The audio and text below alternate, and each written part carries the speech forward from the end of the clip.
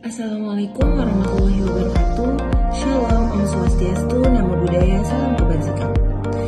Perkenalkan, nama saya Alia Syafitri, mahasiswa dari Poltekkes Kemenkes Jakarta 1, jurusan Kesehatan Gigi.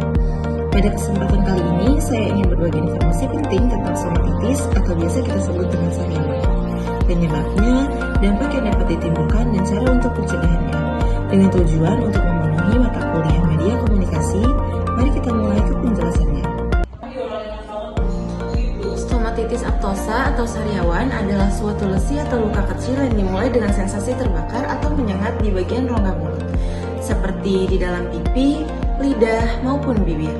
Dan sedikit dipahami tentang penyebab sariawan tersebut, stomatitis aptosa atau sariawan merupakan penyakit mukosa mulut yang paling umum terjadi dan mempengaruhi 20% dari total populasi. Penyebab timbulnya sariawan pada gusi, yang pertama yaitu iritasi. Salah satu penyebab sariawan di gusi adalah iritasi. Hal ini bisa terjadi karena mengonsumsi makanan tertentu seperti kacang-kacangan, coklat, telur, atau makanan dengan cita rasa pedas, asin, dan asam. Selain itu, risiko sariawan di gusi juga meningkatkan pada mulut dan sensitif terhadap penggunaan produk pembersih mulut dan gigi, seperti pasta gigi dan obat kumur yang mengandung sodium lauryl sulfat atau SLS. Yang kedua, yaitu infeksi virus dan bakteri. Luka sariawan pada gusi bisa juga disebabkan oleh infeksi pada mulut dan gigi akibat virus atau bakteri, atau biasa disebut gingival-stomatitis. Kondisi ini makin tinggi resikonya apabila kebersihan gigi dan mulut tidak terjaga dengan baik. Kekurangan vitamin dan mineral, risiko masalah mulut seperti sariawan di gusi atau bagian mulut lainnya bisa meningkatkan apabila tubuh kekurangan nutrisi.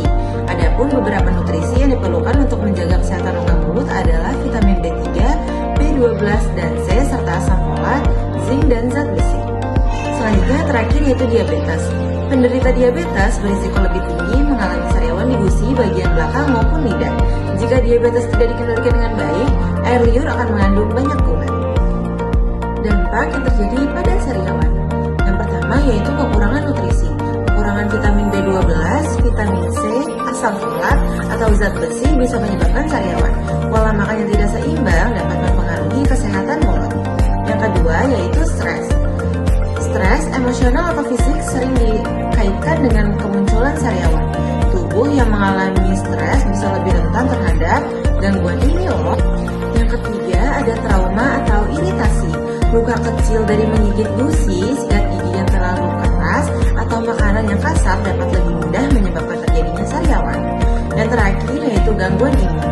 Penyakit autoimun itu sendiri dapat menyebabkan sariawan berulang. Selanjutnya, bagaimana sih cara mencegah terjadinya sariawan? Jadi, cara pencegahannya yaitu dengan yang pertama, menghindari konsumsi makanan tertentu. Beberapa makanan seperti makanan pedas, asam, dan bertekstur keras dapat memperparah kondisi sariawan. Jadi, hindari jenis makanan tersebut saat sedang mengalami masalah mulut. Yang kedua, sikat gigi secara perlahan. Membersihkan gigi adalah hal yang penting diperhatikan, tak terkecuali saat sedang mengalami masalah mulut. Dalam kondisi sariawan, tetapi sikat gigi dengan rutin, menggunakan sikat gigi berbulu lembut, dan lakukan secara perlahan. Perhatikan pula kandungan yang terdapat pada pasta gigi. Sebaiknya hindari pasta gigi yang mengandung SLS atau sodium lauryl sulfat. Yang ketiga yaitu berkumur dengan garam atau obat kumur. Berkumur dengan garam adalah salah satu cara mengobati sariawan di gusi secara alami. Air garam diketahui dengan meringankan nyeri dan peradangan akibat sariawan. Agar luka sariawan lebih cepat mereda dan mengempis, cobalah berkumur air garam beberapa kali sehari. Selanjutnya yang terakhir yaitu mengonsumsi obat pereda nyeri. Jika rasa nyeri yang ditimbulkan oleh sariawan di gusi cukup mengganggu hingga menimbulkan sensasi nyut-nyutan, penderita bisa mengonsumsi obat pereda nyeri. Namun sebaiknya konsultasikan kondisi tersebut terlebih dahulu